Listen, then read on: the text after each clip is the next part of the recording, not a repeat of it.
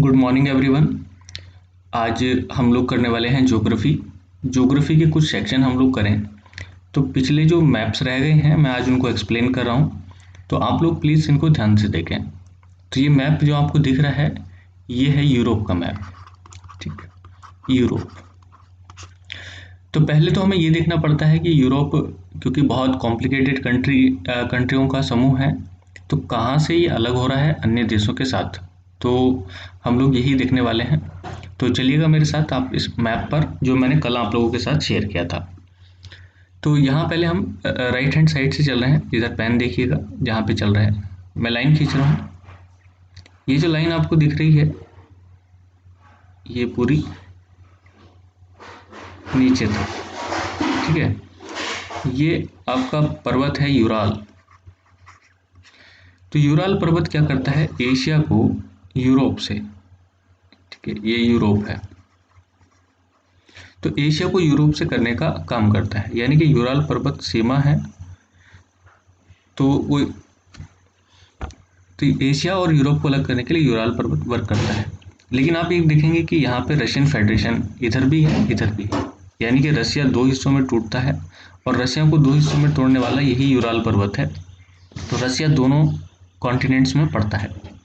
उसके बाद आप नीचे देखेंगे कि यहीं से यूराल रेंज से एक नदी निकल करके जाती है जिसका खुद का नाम यूराल है, ठीक। और ये आप देखेंगे कि नीचे कैस्पियन सागर में जाकर के गिर जाती है यूराल नदी, यूराल रिवर,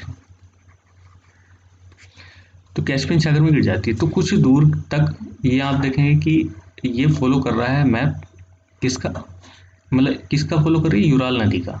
तो यूराल नदी को फॉलो करती है, पहले यूराल माउंटेन को फॉलो करती है, कुछ दूर तक यूराल नदी को फॉलो करता है और उसके बाद ये बॉर्डर थोड़ा सा चेंज हो जाता है और नीचे कैस्पियन सागर फिर ये बॉर्डर का काम करता है, ठीक। अभी देश कौन से आ रहे हैं वो बाद में बात करेंगे, फिलहाल आप देख लें कैस्पियन सागर से होते हुए जाते हैं और उसके बाद ये काकेशस रेंज है, काकेशस रेंज। तो ये अलग कर देती है एशिया को यूरोप से। अभी यहीं पे देख रहे हैं काकेशस रेंज में आपने पढ़ा होगा माउंट एल्ब्रुज, ठीक है। तो माउंट एल्ब्रुज यूरोप की सबसे ऊंची चोटी है जो इसी रेंज में पड़ती है काकेशस में। उसके बाद ब्लैक सी यहाँ पूरा बॉर्डर हो जाता है और ब्लैक सी के बाद यहाँ आप देखेंगे ये रास्ता ब्लैक सी और एजियन सी ये जुड़ रहे हैं ना यहाँ पे। तो यहाँ पे मारमरा सी भी है, मारमरा सी। तो यहाँ बॉस्फोरस स्ट्रेट है, तो बॉस्फोरस स्ट्रेट से ये वाला हिस्सा ये बॉर्डर हो जाता है। तो और उसके बाद ये आ जाता है मेडिटेरियन सी। तो कुल मिलाकर के आप देखें कि एशिया से अलग होने के लिए Ural mountain, Ural river, Caucasus, Black Sea, यहाँ कैस्पियन भी आ जाता है बीच में, और उसके बाद स्ट्रेट ऑफ बॉस्फोरस। तो इस तरीके से ये अलग हो जाता है एशिया से। अफ्रीका से कैसे अलग हो रहा है, तो अफ्रीका से अलग होने के लिए तो ये आपको दिख ही रहा होगा कि इतना बड़ा मेडिटेरियन सी है, तो यहाँ से अलग हो जाता है। उसके बाद ये इधर पुर्तगाल है, इधर स्पेन है। तो यहाँ पे एक जल संधि आपको दिख रही होगी, ये है जिब्राल्टर।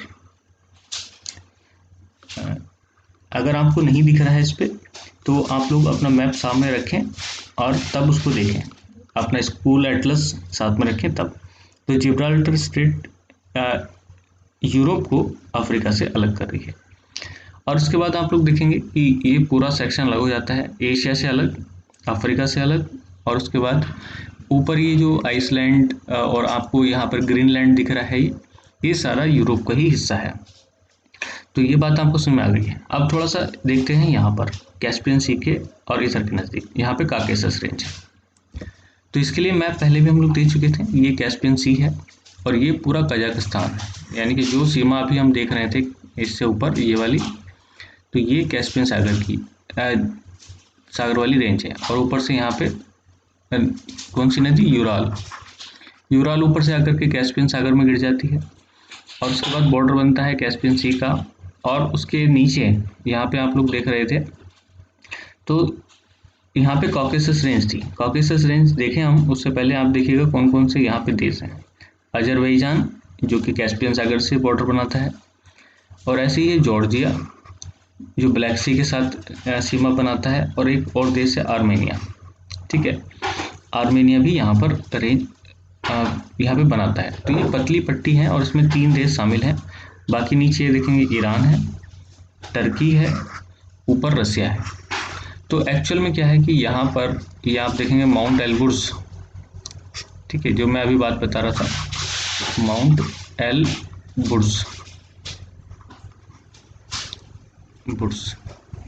जितनी भी मीटर है वो आप लोग देख सकते हैं। ये पूरी रेंज है, यहाँ पे भी डबल रेंज में जाता है। एक तो ग्रेट काकेसस जो बहुत, जैसे हमारे यहाँ ग्रेट हिमालयाज होता है, और एक लोअर काकेसस। लोअर का मतलब उसके नीचे एक पैरेलल चलता है कुछ दूर तक। तो इस तरीके से ये पूरा रेंज ऐसे फैला हुआ है, छोटा रेंज नहीं है। तो काकेसस रेंज कहाँ कहाँ, रसिया हो गया 1, जॉर्जिया हो गया 2, अजरबैजान 3, आर्मेनिया हो गया 4, तुर्की 5 और ईरान 6। इन सभी देशों में फैली हुई एक रेंज है। तो जो इधर कैस्पियन सागर से इस साइड में और पूर्वी साइड वेस्टर्न साइड में ब्लैक सी के साथ सीमा बनाती है। तो मैं उम्मीद करता हूँ कि ये वाला हिस्सा आपको समझ आ गया होगा यहाँ पे, ठीक है। चाहे तो दोबारा देख सकते हैं नीचे कौन कौन से देश हैं, ठीक। और इधर ये कजाकिस्तान है, ये तो आप देख ही चुके हैं। यहाँ ये सब चीज़ें आपको बढ़ती हुई देख गई। देशों को देखने का काम आपका है। अभी देशों पे हम बात नहीं कर रहे हैं, मैं केवल स्थिति समझा रहा हूँ आपको। अगली बार जब हम अभी दोबारा से इसको लेकर के चलेंगे तब हमें पूरी स्थिति समझ में आ जाएगी। ये है पेरेंट सी, ठीक, ऊपर, और ये है कारा सी, काला नहीं कारा सी, ठीक। तो ये ब्लैक सी आप पढ़ करके आ रहे हैं नीचे, ये है ब्लैक सी, अभी जो लिखा है आपने ये ब्लैक सी। तो और ये है कारा सी। तो कारा को काले से मत जोड़ देना। यहीं पे है एक वाइट सी, तो ये आपको दिख रहा होगा कि नीचे अगर हम देखें तो ये ब्लैक सी है और ये वाइट सी है। उसके बाद बाल्टिक सागर, ये तो ये बाल्टिक सी है और इसी का एक्सपेंशन है गल्फ ऑफ बोथनिया, ठीक है। तो बाल्टिक सी या बाल्टिक कंट्रीज भी आप पढ़ेंगे, लेकिन इस वीडियो के बाद, इसके बाद मैं अभी नॉर्डिक कंट्रीज, स्कैंडिनेवियन कंट्रीज और बाल्टिक कंट्रीज, इन सब पे चर्चा करने वाला हूँ। यहाँ पे आप लोग देखने वाले हैं एक छोटा सा ये डेनमार्क काफ़ी फैला हुआ है, और इसके जो रेंज है वो आप देख सकते हैं कि इधर भी ये डेनमार्क स्टेट, और ये जो ग्रीनलैंड है तो यहाँ पे भी ये फैला हुआ है। ग्रीनलैंड, ये पता नहीं क्या इन्होंने नॉर्थ अमेरिका दिखा दिया इसमें, यहाँ पे ग्रीनलैंड है, उसको आप लोग सही कर लीजिएगा। तो यहाँ पे एक नहर खुदी हुई है, डेनमार्क में आओ, ये डेनमार्क से नीचे ये जर्मनी है। तो जर्मनी में नहर खुदी हुई है, इसे कहते हैं कील नहर। क्या? कील नहर, ठीक है।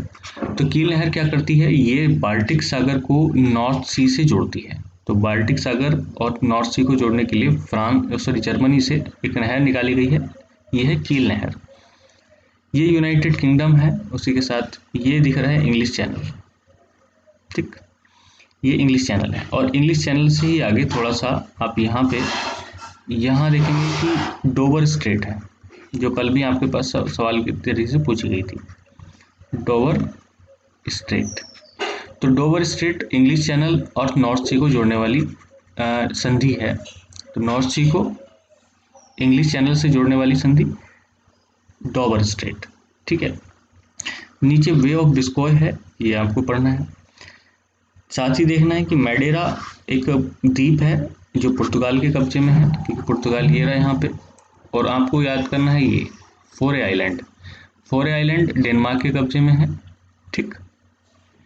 और सेटलैंड ये पढ़ सकते हैं, वैसे पूछा तो नहीं गया है लेकिन फिर भी आप लोग इसको देख सकते हैं। सेटलैंड आइलैंड हो गया, ऑर्कनी आइलैंड हो गया, और जो भी ये सब दे रखे हैं ये आप लोग एक बार पढ़ लीजिएगा। तो मैं समझता हूँ कि इसकी स्थिति आपको समझ आ गई होगी, और बाकी जो भी चीज़ें होंगी छोटी छोटी चीज़ें वो हम लोग करेंगे बाद में, ठीक। तो ये यहीं तक रहेगा। जय हिंद।